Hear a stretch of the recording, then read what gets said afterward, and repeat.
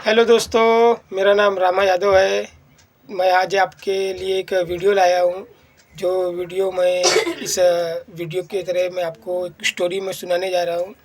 Story बहुत interesting है, एक गरीब महिला की स्टोरी है। तो चलिए स्टोरी की शुरुआत करते हैं। एक एक छोटे से गांव में एक सरस्वती नाम की एक साधारण सी पर दृढ़ इच्छा शक्ति वाली महिला रहती थी।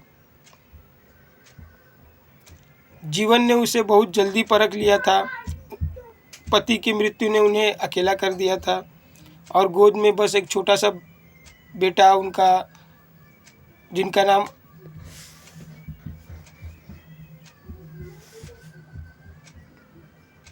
विमल था, वो रह गया था। सरस्वती ने आंसू पोंछ मन में ठान लिया था कि वो अपने बेटे की सारी इच्छाएं पूरी करेगी जो उसकी बचपन में अधूरी छूट गई थी। दिन हो या रात, खेतों में काम कर, घरों में चूल्हा फूंकना और लोगों के कपड़े धोना, सरस्वती ने किसी कठिनाई की परवाह नहीं की। उनके हाथों के दरारों, पैरों के छाले और पीठ का झुकना उनके संघर्ष की चुप गवाही देते थे। पर उनकी आंखों में एक सपना था, विमल पढ़ लिख के बड़ा अफसर बने। वक्त बीतता गया। सरस्वती ने अपनी जवानी, अपने सपने और अपनी हर छोटी बड़ी खुशियाँ बेटे के नाम कर दी। और आखिरकार वह दिन आ गया जब विमल ने शहर में एक बड़ी परीक्षा पास की और अफसर बन गया। गांव में मिठाइयाँ बटी, लोग सरस्वती की तारीफ करते नहीं थकते। सरस्वती की आंखों में खुशी के आंसू थे और उनका संघर्ष आखिर रंग लाया। कुछ माह बाद विमल की शादी शहर की एक सुशिक्षित पर महत्वाकांक्षी लड़की कामिनी से हो गई। शादी के शुरुआती दिनों में सब कुछ ठीक रहा, पर जल्दी ही कामिनी को महसूस होने लगा कि सास का देहाती पहनावा, बोलने का ढंग और सरल सोच उनके आधुनिक जीवन में मेल नहीं खाती थी। धीरे धीरे कामिनी का असली स्वभाव सामने आने लगा। छोटी छोटी बातों पर ताने, हर समय आदेश और घर में कामों में उलझाए रखना सरस्वती को वह किसी पुरानी बेकारी चीज़ों की तरह समझने लगी। पर वो सरस्वती कभी इस बात की शिकायत नहीं की। उसने सोचा, बहू है, नहीं है, समय लगेगा। लेकिन समय बीतते बीतते कामिनी का व्यवहार और कठोर होता चला गया और इस बात की भनक वो अपने पति को और सरस्वती भी अपने बेटे को नहीं बताती थी कि इस तरह का उसके साथ में व्यवहार हो रहा है। विमल वह अपनी माँ को देखकर सब समझता था, पर वह अपने आप में गुम रहता था।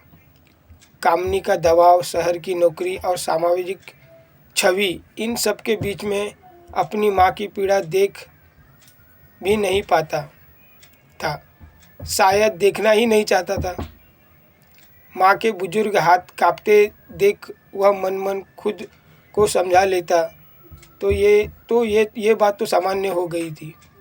एक दिन कामिनी ने हद पार कर दी। महंगे दोस्तों के सामने उसने सरस्वती को नौकरानी की तरह डांट दिया। सरस्वती उस अपमान को चुपचाप पी गई, पर उनके बूढ़े दिल में एक ठिस उठी। रात को वह आंगन में बैठी तारों को निहार रही थी। उसका चेहरा शांत था, पर आंखों में कई अनकहे सवाल थे। क्या मैंने अपने बेटे को खुशी के लिए जो किया वो सही फल मिल रहा है मुझे? यही सब सवाल वो बैठे बैठे बेचारी सोच रही थी अकेले में। अब करे भी तो क्या करे, उसके पास में बात करने के लिए ठीक से कोई और था ही नहीं। उसी समय विमल वहाँ आया। माँ को चुपचाप बैठा देख वह रुक गया। उसे याद आया वो दिन जब यही माँ उसे भूखी रहकर पढ़ाती थी, जब बारिश में भीगती हुई स्कूल पहुँचती थी, जब खुद फटे कपड़े पहन के उसके लिए नए लाती थी। विमल का मन भारी हो गया। उसने धीरे धीरे माँ के पास बैठते हुए कहा, माँ क्या आप खुश है? पर माँ तो माँ होती है। सरस्वती ने हल्की मुस्कान दी। बेटा, माँ की खुशियाँ तो तुम्हारी खुशियाँ में ही होती है, अपने बच्चों की खुशियाँ में ही होती है। पर इस बार शब्द में वह पुराना आत्मविश्वास नहीं था। विमल समझ गया, इतने सालों में पहली बार उसने अपनी माँ का दर्द महसूस किया। वह रात भर सो नहीं पाया। अगले दिन सुबह वह दृढ़ निश्चय के साथ उठा। उसने कामनी से साफ कहा, मेरी माँ ने मुझे बनाया है, उनका सम्मान मेरी पहचान है। अगर उन्हें इस घर में सम्मान नहीं मिलेगा तो मैं किसी भी सुख का आनंद नहीं ले सकता। कामनी पहली बार चुप थी। उसे एहसास हुआ कि उनके रिश्तों की गर्मी पर अपने अहंकार ठंडक डाल दी। धीरे धीरे घर का माहौल बदलने लगा। कामनी ने सरस्वती का साथ देना शुरू कर दिया। शुरू में मजबूरी में, पर बाद में दिल से। सरस्वती अपने सरल स्वभाव और प्यार से बहू का मन जीतने लगी। घर में फिर शांति लौट आई। कुछ महीनों बाद सरस्वती गांव अपनी पुरानी सहेली से मिलने गई। उसने कहा, अब मन शांत है, मेरा बेटा फिर से मेरा हो गया। आंगन में हवा सरसराई, जिसे उसके बलिदान का धन्यवाद कर रही थी। तो दोस्तों, ये कहानी यहीं ख़त्म होती है। इस कहानी में यही सीख है कि अपने माँ बाप से प्यार कीजिए। यही कहानी त्याग, माँ के प्रेम और परिवार में समझदारी की ज़रूरत एक सुंदर संदेश देता है। तो दोस्तों, वीडियो अच्छा लगा होगा तो हमें लाइक कीजिए, सब्सक्राइब कीजिए। दोस्तों, मेरा कहानी अच्छा लगा होगा तो मैं आपके लिए एक और कहानी बताना चाहता हूँ। तो ये कहानी भी माँ के ऊपर ही है। इस कहानी का शीर्ष है माँ की चिट्ठी।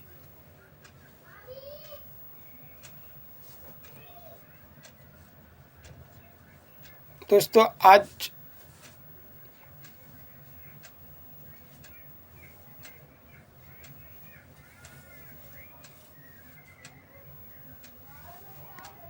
ऐसा है कि किसी को टाइम है तो वो आके रोटी बना के चले जाए शाम के टाइम पे कि सुबह। आप आते हो आज तो फिर एक बार मैं देख लेती आपका रोटी।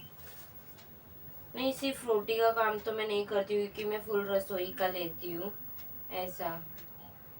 लेकिन मेरे पास है तो मैं उनको बोल सकती हूँ। तो आप रोटी का क्या देते हो? है एक जन लेडी। अच्छा, लेडी है। हाँ। लेकिन कहाँ गुजराती है?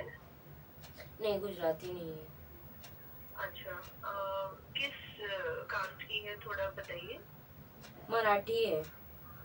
मराठी है ना? हाँ। तो क्या नाम है उनका? अभी नाम तो पता नहीं है मुझे इतना, लेकिन वो हमारे यहाँ ही आगे रहती है। मैं उनको पूछ के आपको बताती हूँ। अच्छा, ठीक है। आप बताइए मुझे, लेकिन मेरे ओबराय से कोई आता तो ठीक रहता ना। ओबेरॉय में ही जाती है। हाँ, मतलब एक काम के लिए कोई बाहर से नहीं आएगी। तो हम लोग भी ऐसे ही ढूंढ रहे कि जो ओबराय में रहे हैं, उनका पूरा काम हो तो टाइम मिलेगा तो वो कर लेगी। हाँ हाँ। क्योंकि हम लोगों का अगर कुछ खाना बनाना भी रहता है ना, तो हम लोग ऐसे भी चाहते हैं कि इमरजेंसी में वो हमारे घर का भी खाना बनाए। तो होता है ना कि हाँ हाँ। आप पैसे एक्स्ट्रा देते हो तो लोग आपके घर में बना भी देते हैं, राइट? तो हम लोगों को वैसे भी चाहिए, क्योंकि मैं कभी कभी बाहर जाती हूँ तो मेरे हस्बैंड बच्चों के लिए ना, जैसे मैं है ना मेरे घर में, उसको ही मैं बोलती हूँ कि मैं 4-5 दे देंगी, तुम बना दो क्योंकि मैं बाहर हूँ। तो उस तरह का भी मुझे चाहिए, मतलब वो मुझे देख के ही लेना है ना। हाँ, ठीक है। आप तो आज अभी आप नहीं हो ना बिल्डिंग में? नहीं नहीं नहीं। ठीक है, ओके, थैंक यू। दोस्तों, तो स्टोरी की शुरुआत करते हैं, कहानी की शुरुआत करते हैं। कहानी का नाम है माँ की चिट्ठी का मिलना। आरव ने एक आरव नाम का इंसान था जो अपने ऑफिस में काम करता था। ऑफिस में काम करते करते वो अपनी माँ से ठीक तरह से बात नहीं कर पाता था। आजकल की ज़िंदगी है दोस्तों, भागदौड़ी वाली ज़िंदगी है, हम काम में लगे रहते हैं, ठीक तरह से हम घर में अपने परिवार को समय नहीं दे सकते। तो आरव ने धीरे से टिफ़िन खोला। अंदर से एक पुरानी मुड़ी हुई चिट्ठी निकली। शायद वो चिट्ठी कभी उसके हाथ तक पहुंच नहीं पाई थी। शायद वो जल्दबाजी से उसे निकालकर कहीं फेंक देता, पर आज चिट्ठी ने उसे रोक लिया। कागज़ को खुलते ही उसके हाथ काँप गए, जैसे ही उस कागज़ को में कोई साधारण शब्द नहीं, बल्कि उसकी माँ का धड़कता हुआ दिल छुपा हो। चिट्ठी में क्या लिखा था दोस्तों, हम आगे पढ़ते हैं। मेरे प्यारे बेटे आरव, जब तू ये टिफ़िन खोलेगा तो हो सकता है मैं तेरे पास ना दिखूं, पर मेरा दिल, मेरा प्यार, मेरा आशीर्वाद हमेशा सब तेरे साथ रहेगा। तू बड़ा होकर बहुत व्यस्त हो गया है, बहुत आगे जाएगा, पर बस इतना याद रखना कि दुनिया की भीड़ में भी तेरे पीछे एक माँ है जो सिर्फ तेरी एक मुस्कुराहट के लिए जिंदा है। तू जब खाना खाए तो याद रखना, ये सब्जी या पराठा नहीं, ये मेरी दुआएं हैं। और बेटा, अगर कभी मन करे तो फ़ोन कर लेना। तेरी माँ एक हेलो माँ मुझे कई दिनों से सुकून दे देती है, कई दिनों का सुकून दे देती है। तेरी माँ। चिट्ठी पढ़कर आरव का दिल भर आया। शब्दों की सरलता में ऐसी गहराई थी कि जिसे किसी ने दिल को मुलायम उंगलियों से सहला दिया हो और फिर अचानक कसकर पकड़ लिया हो। उसकी आरव के आंखों से आंसू टपकने लगे, धीमे धीमे पर लगातार। तो दोस्तों, वीडियो का स्टोरी कैसा लगा, और ऐसे ही अच्छी अच्छी स्टोरी सुनना चाहते हैं तो हमें पूरा वीडियो देखिए, कंटिन्यू सुनते रहिए। हम और अच्छी अच्छी वीडियो आपको सुनाएंगे, और हम एक अच्छी वीडियो और अभी आपको बताने जा रहे हैं। तो दोस्तों, एक कहानी और मैं लेके आया हूँ। एक हनुमानपुर करके एक गांव रहता है, जिसमें एक गरीब इंसान, श्यामू नाम का गरीब इंसान रहता है। हनुमानपुर बहुत बड़ा गांव रहता है, पर श्यामू गांव के किसी एक किनारे में अपनी छोटी सी टूटी फूटी झुग्गी में रहता है। क्योंकि वो बहुत गरीब रहता है, इसके लिए गांव के सभी लोग उसका मजाक उड़ाते हैं। हर दिन उसके बच्चों को गाली देना, मारना, पीटना, और उसे भी छोटे मोटे काम करवा लेना घर के बगैर पैसे दिए हुए, यही सब चलते रहता है। श्यामू कभी इस बात का बुरा नहीं लगाता है। वो छोटे मोटे काम सबके कर देता है और किसी से पैसे भी नहीं मांगता है। बिना तकलीफ़ किए वो घर आ जाता है। उनकी पत्नी उन्हें कहती भी है, क्यों आप ऐसा कर रहे हो? तो वो बोलता है, जाने दीजिए, ऊपर वाला देख रहा है हमें, भगवान हमें देख रहा है। जब हमें जितना हमारी मेहनत का है उतना मुझे मिलेगा ही। तो ऐसे ही कुछ दिन बीत जाते हैं दोस्तों। एक दिन क्या होता है कि गाँव में वो श्यामू को किसी ठाकुर जी ने उसे कुछ काम दिया रहता है कि तुम बाज़ार से जाके ये लेके आओ, वो लेके आओ, ऐसा करो, वैसा करो। बहुत सारे काम दिए रहता है। सारा श्यामू भी ठाकुर साहब की साइकिल लेके बाज़ार के लिए निकल जाता है, उनकी ख़रीदारी के लिए निकल जाता है। धीरे धीरे वो जाते रहता है। उसे बाज़ार काफ़ी दूर रहता है, गांव से बहुत दूर रहता है। तो वो थक जाता है। थक के वो एक किनारे में एक पेड़ के पास में जाके छाँव में जाके बैठ जाता है।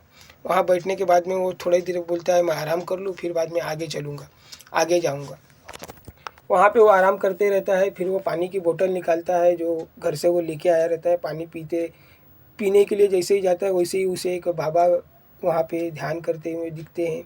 बाबा उसे आवाज़ देते हैं, बेटा इस प्यासे को भी पानी पिला दो ज़रा।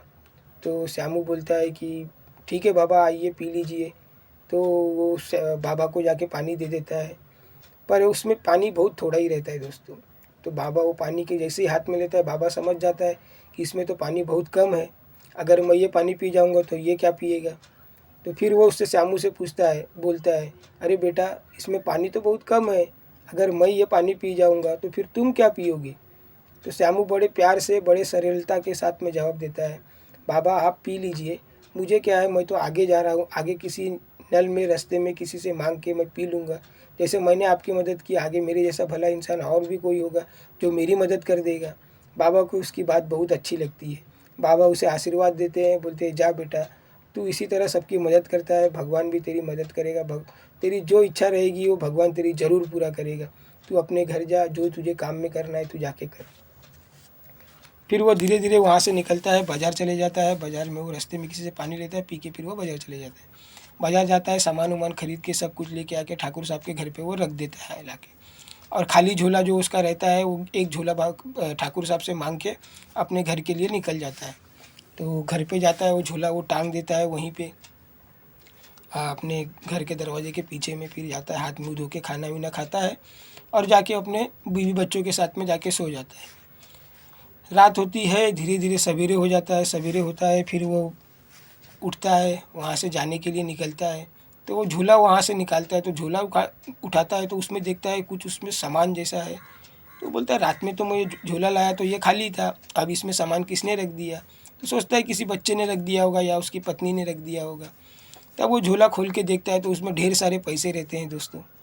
जी हाँ दोस्तों, उसमें बहुत सारे पैसे रहते हैं। श्यामू को यह देख के बहुत आश्चर्य हो जाता है कि ये पैसे कैसे हैं, किसके पैसे हैं, कहाँ से आए पैसे ये। तो वो अपनी पत्नी को बुलाता है, उससे पूछता है कि अरे ये पैसे आपने रखे हैं, तुमने रखे हैं। तो बोलती नहीं जी, ये तो आपने रखे, आप जब आए तब तो हम खाना वाना खा के सो गए थे, ये तो आप ही ने रात में रखे हैं और अभी तक हमारे बच्चे लोग ने भी इसे नहीं छुआ है ना कुछ किया है। ये देख के श्यामू थोड़ा आश्चर्यचकित होता है, पैसे कैसे आए। तो फिर वो अपने बच्चों को भी बुलाता है, बोलता है कहीं बच्चे ने कहीं गलती से किसी के पैसे ले लिए हों, रख दिए हों या कुछ भी हो सकता है। तो फिर उससे भी वो भी नहीं बोलते हैं, नहीं पिताजी मेरे पैसे नहीं है, हमने नहीं रखे, हमने नहीं पता। तो तब वो पैसे लेके जाता है और सोचता है कि जाता हूँ मैं ठाकुर साहब को जाके ये पैसे दे देता हूँ, कहीं झोला ठाकुर साहब का ही पैसा गलती से रात में मैं नींद में था तो कहीं रह ना गया हो। तो पैसे लेके जाता है, झोला वहीं रख देता है, पैसे लेके आता है, ठाकुर साहब को पूछता है ठाकुर साहब झोले में कुछ था क्या, रात में जब आपने सामान दिया मुझे खाली करके तो झोले में कुछ आपने भूल गए थे क्या। तो ठाकुर बोलता है नहीं, झोले से तो हमसे सारा सामान निकाल लिया था, क्यों क्या हुआ। तो श्यामू वहाँ पे अपना अकल दिखाता है, बोलता है नहीं कुछ नहीं ठाकुर साहब, ऐसी कुछ बात नहीं है, मैं बस पूछ रहा था आपको। तो ठाकुर साहब बोलते हैं ठीक है। तो फिर वो वहाँ से उठता है, बोलता है ठीक है ठाकुर साहब मैं आता हूँ, ज़रा घर में मुझे काम है, मैं घर का काम करके आता हूँ। फिर वो जाता है घर पे, तो फिर वो पैसे का तो फिर वो आश्चर्य हो जाता है कि अरे पैसे का किया क्या जाए। तो फिर बोलता है चलो कोई बात नहीं, थोड़ा बहुत राशन घर का ख़त्म हो गया, जाके राशन लेके आते हैं। फिर वो झोला उठाने जाता है, फिर उस झोले में कुछ उसे महसूस होता है कुछ तो है। फिर खुल के देखता है तो फिर पैसा उसे दिखता है। तब वो समझ जाता है कि ये जादुई झोला है या तो इसके पीछे कोई जादू वाला राज है। तब वो बहुत ध्यान लगा के सोचता है कि आखिर ये ऐसा हुआ क्यों। तब उसे ये बात याद आती है कि मैंने जंगल में रास्ते में एक प्यासे को पानी पिलाया था, एक बाबा को, उसने मुझे आशीर्वाद दिया था, कहीं वो बाबा ही ने के आशीर्वाद से तो मैं इतना ये नहीं हो रहा हूँ। धीरे धीरे श्यामू बहुत पैसे वाला हो जाता है, अच्छे खासे घर बना लेता है, सब कुछ कर लेता है। फिर तब वो वहाँ से वो निकल जाता है और सोचता है कि ठीक है, वो पैसे वाला हो जाता है, घर उर बना लेता है। फिर एक दिन वो रास्ते से जाते रहता है, एक दिन अचानक उसे वो बाबा दिख जाते हैं। वो बाबा के पास में जाता है, बोलते बाबा आपने ऐसा क्या किया। जो बोलता है अरे बेटा मैंने क्या किया, ये तो तुम्हारी अच्छाई थी, जो भगवान ने दिया तुम्हें लेट दिया, पर जितना तुम हकदार थे उस पैसे का उतना ही तुम्हें दिया। तो बेटा कभी इस बात का घमंड नहीं करना कि तुम्हें क्या मिला है, क्यों मिला है, कैसे मिला है, बस अच्छाई करते रहना। जिस तरह से तुम अच्छे काम करते हो उसी तरह से अपने काम करते रहना और इसी तरह से तुम अपना काम करते रहना। वो भी बाबा को धन्यवाद कहता है, ठीक है बाबा मैं इसी तरह से अच्छे काम करूँगा।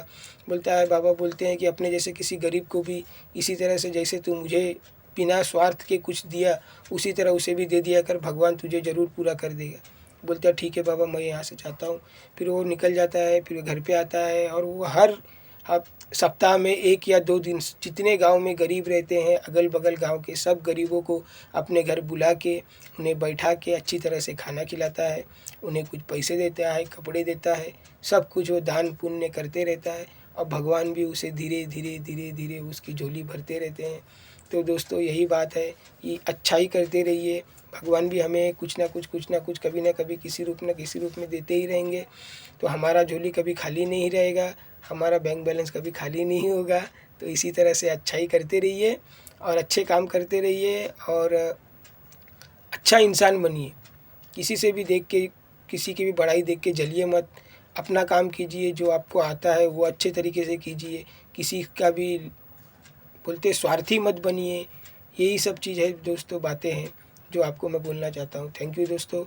अगर वीडियो अच्छा लगा होगा तो लाइक कीजिए, सब्सक्राइब कीजिए और कमेंट करके बताइए वीडियो कैसा लगा होगा। इसी तरह मैं और भी आगे अच्छे अच्छे वीडियो बनाते रहूँगा, जिससे कि आपको और अच्छे अच्छे क्या बोलते हैं सुविचार मिलते रहें और अच्छी अच्छी कहानियाँ मिलती रहें, आपके माइंड फ्रेश होते रहें। तो यही बात है दोस्तों। थैंक यू दोस्तों। अब मैं आपसे आज्ञा चाहता हूँ। ठीक है, वीडियो अच्छी लगी होगी तो लाइक कर दीजिएगा दोस्तों, सब्सक्राइब कर दिया। थैंक यू दोस्तों।